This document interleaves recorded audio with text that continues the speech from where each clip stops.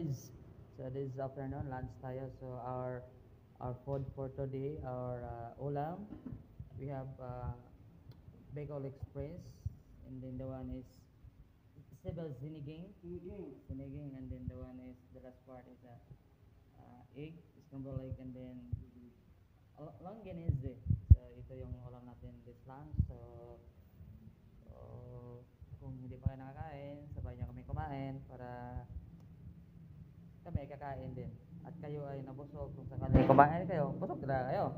Yeah? kami.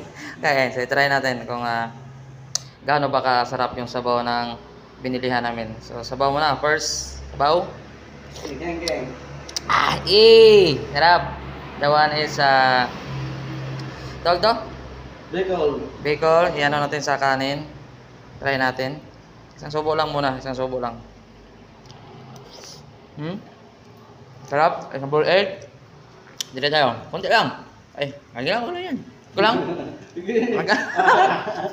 Kulang yan. Tapos, ano natin sabaw?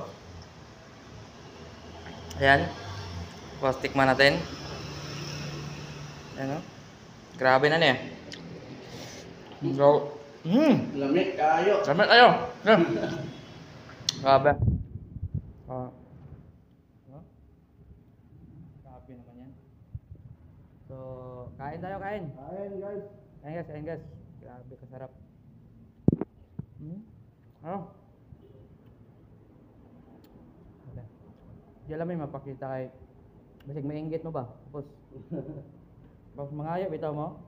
Na di mo kakaon kay layo mo. Sabaw. Palibot natin. Grabe. Tapos ito. Pwede. Pwede. Yan. So, go eat. Kain.